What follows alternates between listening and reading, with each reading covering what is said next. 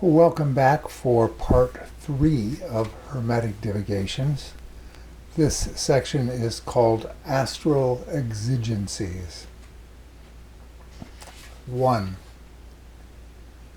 What multitudes you can contain riddles the fabric of untold deflections with radiating starlight, star-bright star of day I see tonight, words to that bewildered end, suggesting the terminus is up for grabs at least as far as the edge, which explains angels' names as a condition of many conjunctions strung out toward a romance of serpentine challenge to compulsive righteousness, anxious to be rid of beauty.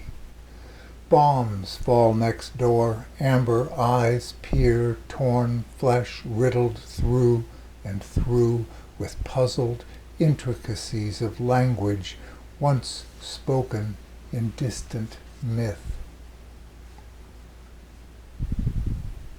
2.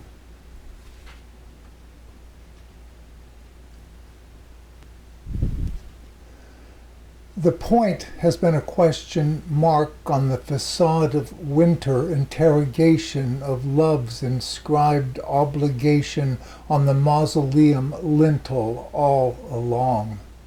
Archaeologists of morning know the longest night swallows questions whole, even as the road devours itself, winding in and out of signs of hidden entrances, restricted visibility, opening the next curve past here.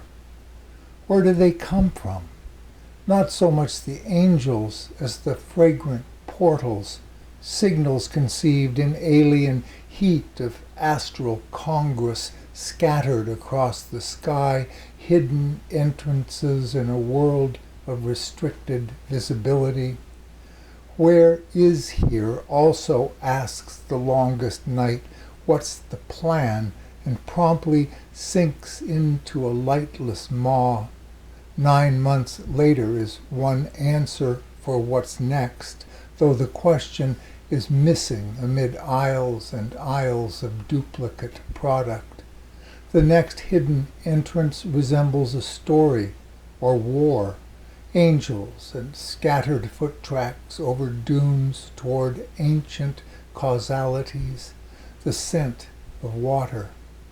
Such is the way of points, unpredictable conjugal attractors drawing near as you approach the middle of the last bridge.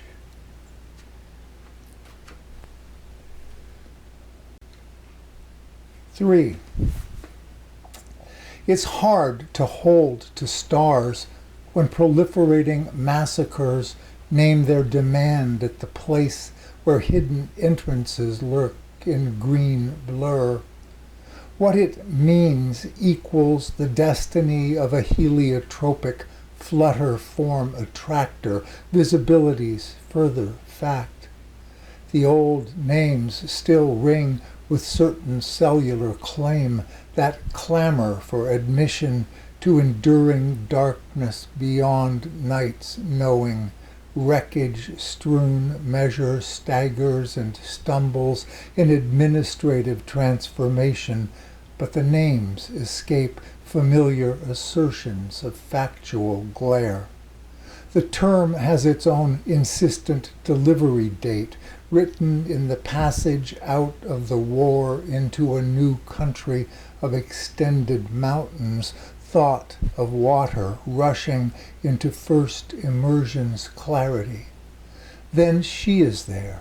Unexpected words flow into interrupted facts critique, yielding several degrees more narrative amplitude toward delivery's continual diversion into ampler forms of encounter on the canal or across a table in the mountains harboring dream of a diamond wilderness. 4. Return issues in green and blue discrimination, all in due time, a time known to evade inattentive topics of less than undue interest into ranges and other verbs of shifting motivations, angular vision beyond illuminate, and discerned edge of rational attention. Strife is an old noun for a reason. Interpretation delivers the midst of its spectral spread in figures of remains, ignoring mind's appeal to trust the ear's impeccable phonemic catastrophes, nimble tumbling density and bewildered sense. Amber eyes track each new midst, each and, as they multiply further, portals into Carmen deductum. 5. To hold in mind begin and end adrift in turbulence, not knowing's churn, till upon us is a propositionless midst full of longing.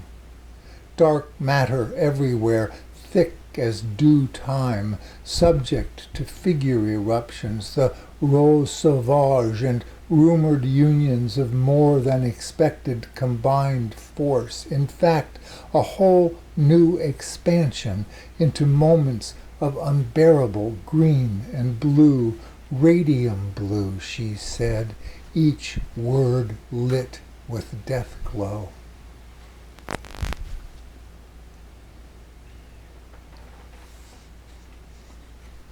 Word to word and constellations of intricate pressures, expansive design, sign being a sign on a cave wall as it intersects negotiations with inner other. The coincidence of measure and horizon's island punctuated seduction into further misty interiors, signals, and contiguous temporal violation of factual integrity. Then she is there. Orbits shift. Systemic ragged estuaries, visible crisis, neither river nor sea, land nor water, proclaims profuse effluvial inquiries whose deltic outcome commands a gorgeous wound at the border, spills in due time out, not that you could tell one from the other in commingled distances. 7. No end in sight terminates in then. Saying it again doesn't help extend it. And then, already in the plastic zone, meeting point thick with events and amber eyes question regarding desire in infant gaze, captivated by face, a vector of strangeness, unique as bees in lavender, starlings flowing sigils, cracked bones and torn flesh, and sudden lizard stillness. What would have been different is a grammar of loss, the loss of these bees speaking of lavender while the frozen lizard in the heat.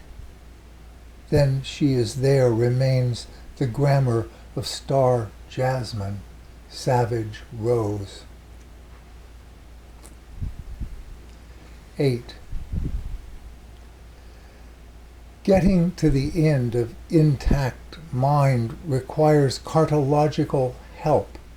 Stars, angelic names, lost or yet to be discovered lands in articulate shades of green and blue.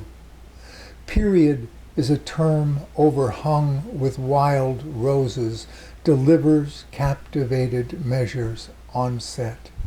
Bird call in the heat of a still morning answered by distance into which another pours, the exact rhythm of sun's passage marking song spilled in rare fragrance across the day's face. Thank you for bearing with me. it seems to me that this is really a book that needs to be read from beginning to end, which is not something that's possible given the current organization of, well, forget the plague, given the current organization of so-called poetry readings. Yeah, we're not there anymore. Anyway, thank you for bearing with me. It was a pleasure. Take care.